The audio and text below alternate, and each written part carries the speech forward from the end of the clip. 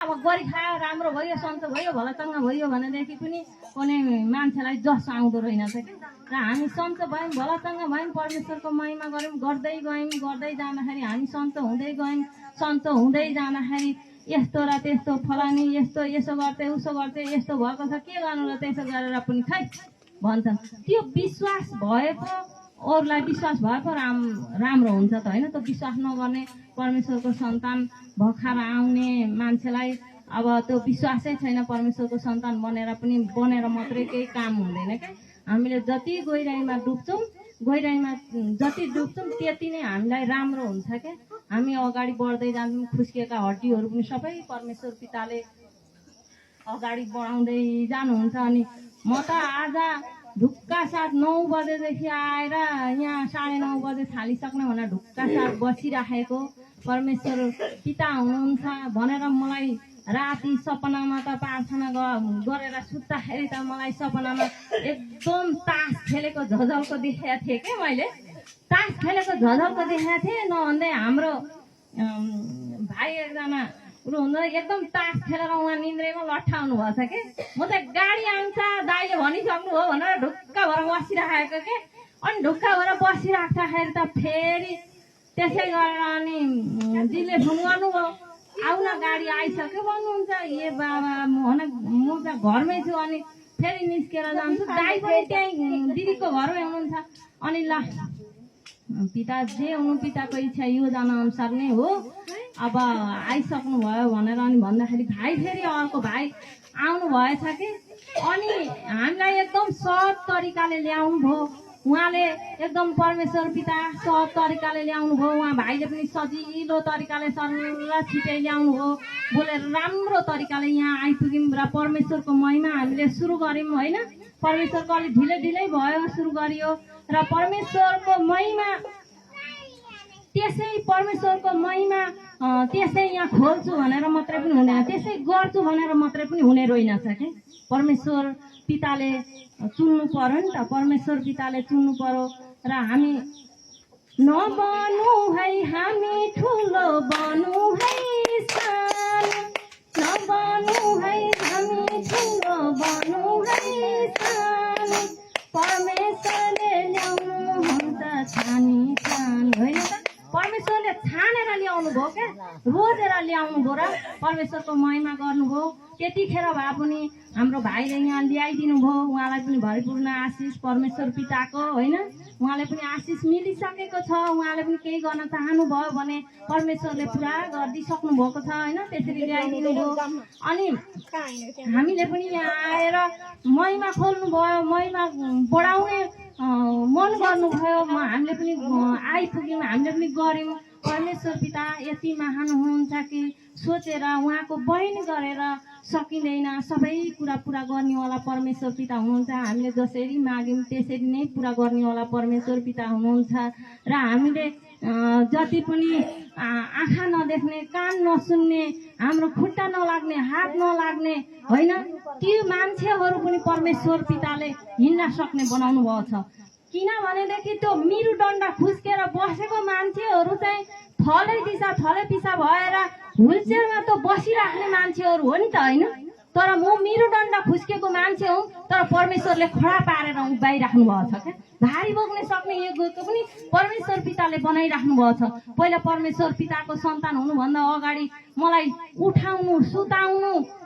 छोराछोरी कोही मान्छे सिधै सुताउने सिधै उठाउने मान्छे चाहिन्थ्यो भनेदेखि अहिले परमेश्वरले म जता मोडरिएर जतासुकै गरेर पनि उठ्न सक्ने हिँड्न सक्ने भारी बोक्न सक्ने योग्यको चाहिँ परमेश्वर पिताले मलाई बनाउनु भएको छ क्या उस्तै मान्छे हो भनेदेखि मिरुदण्ड खुस्केर त्यो हुलचेयरमा बसेर चाहिँ त्यो दिशा गर्ने पछाडि मैले त गाईघाटमा देखेको थिएँ होइन त्यस्तो मान्छे तर म पनि त्यस्तै हुन्थेँ होला पिता मलाई उठाउनु भयो धन्यवाद छ पिता भनेर मैले त्यतिखेर मेरो आँसु आँखाबाट झरेको थियो कि म्याम अघि रुनु भयो नि त परमेश्वरसँग रुनु भयो कि त्यस्ता दुःखपिर पर कति थिए हाम्रा दुःखपिर होइन ती परमेश्वर पिताले सबै हट गराइदिनु भयो र हामीलाई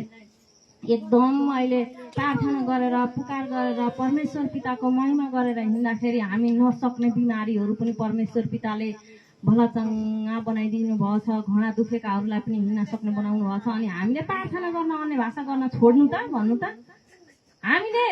किनभने हिजो हाम्रो दिवरको घरमा पूजा लाग्यो होइन, हाम्रो दिवरको घरमा पूजा लाउँदाखेरि त्यहाँ माता मान्न गएको मान्छेले पूजामा चढाएको रोटी चाहिँ खानु भएन अरे कि।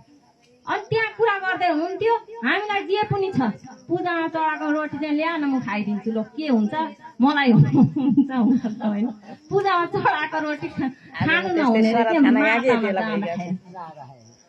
ल हेर्नु त, मातामा जाँदा नि पूजामा चढाएको रोटी चाहिँ खानु हुँदैन त? हामी त सबै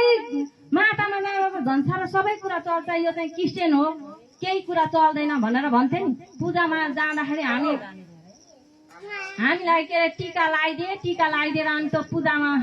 चढाएका रोटीहरू दिए। मैले चाहिँ मजा भयो। अनि दिदीले त खानु भयो त, अनि किन नखानु भने नदिएको भए पो नखानु त, दिएको खान दिएको त होला नि भनेर खाइदिएको नि भनेर भने। मैले चाहिँ अनि मातामा गएको हाम्रो मान्छे आमा दिदीहरू रहेर रोटी खानु भन, चढाएको त गहुँ मिसाएर लगाएको रोटी चाहिँ खानु पऱ्यो अलग्गै छुट्टै, अनि त्यो पूजामा चढाएको के अरे रोटी चाहिँ खानु भएन अरे के। अनि म त अनि हाम्रो त कहिले पनि बिहाको लागि पनि बारामा छैन होइन। हामी पनि त्यो सासू ससुराको लागि त्यो कुल पूजा भनेर भन्छ नि, ससुरालाई एउटा भाले सासूलाई एउटा भाले जहिले पनि काट्छौँ त्यो वैशाखी पूर्णिमा। त्यो काटेर पनि मजाले बनाएर मासुहरू पनि खान्छौँ क्या हामी। खै हामीलाई कहिले पनि त्यस्तो भएको पनि छैन। र परमेश्वर पिता त्यति मान हुनुहुन्छ हामीलाई छ नि त। न जातलाई हेर्नु भो न धर्म हेर्नु भो, न जातलाई हेर्नु भो न धर्म हेर्नु भो, पिता तिम्रो आत्माले हामी सबलाई बेर्नु भो, पिता तिम्रो आत्माले हामी सबलाई बेर्नु भो। जलेको बेलामा थालेको बेलामा आउँगाल्यौ तिमीले संसारको हेलामा, आउँगाल्यौ तिमीले संसारको हेलामा।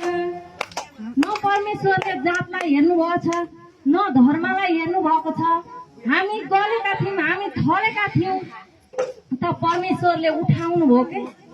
ट्याप्प उठाउनु भयो। अनि उठाएपछि चाहिँ हामीलाई तगडा भयौँ। हामी तगडा भएपछि दुष्टले यसो भनी त्यसो भनी भनेर कुनै पनि दुष्टको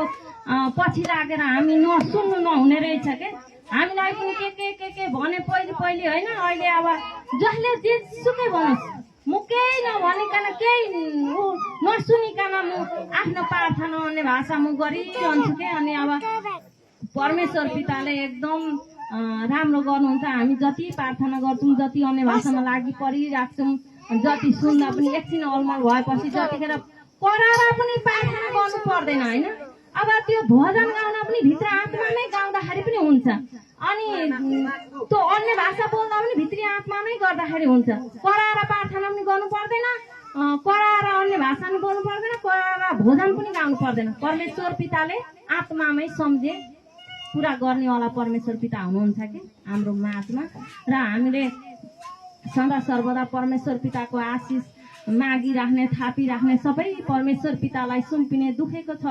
मलाई, यो घोडा दुखेको छ मलाई, पेट दुखेको छ मलाई, वाकवाक लागेको छ परमेश्वर पिता, सबै हजुरले वाकवाक लागे पनि रोकआउट गरिदिइसक्नु भएको छ र गराउनेवाला दुष्ट पनि हटाइदिइसक्नु भएको छ। मैले सबै हजुरलाई नै जिम्मा दिएको छु भनेर भन्दाखेरि परमेश्वर पिताले नै सबै, उहाँलाई दुखेको छ नि त, हामीलाई दुखेको छैन। परमेश्वर पिता हजुरलाई दुखेको छ, हामीलाई दुखेको छैन, हामीलाई त ठिक पारिसक्नुभयो भनेर हामी भन्दै गयौँ भनेदेखि परमेश्वर पिताले एकदम ठिक पार्नुहुन्छ। सबै परमेश्वर पितालाई नै सुम्पिने, रोग गति सबै तपाईँलाई सुम्पेको छु परमेश्वर पिता भन्ने गर्दै जाँदाखेरि 30 वर्ष थलिएको हाम्रो एकजना आन्टी हुनुहुन्थ्यो के तल छिप्टीको, एकजना आन्टी हुनुहुन्थ्यो। त्यो आन्टीले चाहिँ पहिला पहिला आउँदाखेरि कपडा धुने खाना पकाउने सबै सामानहरू छिन्किने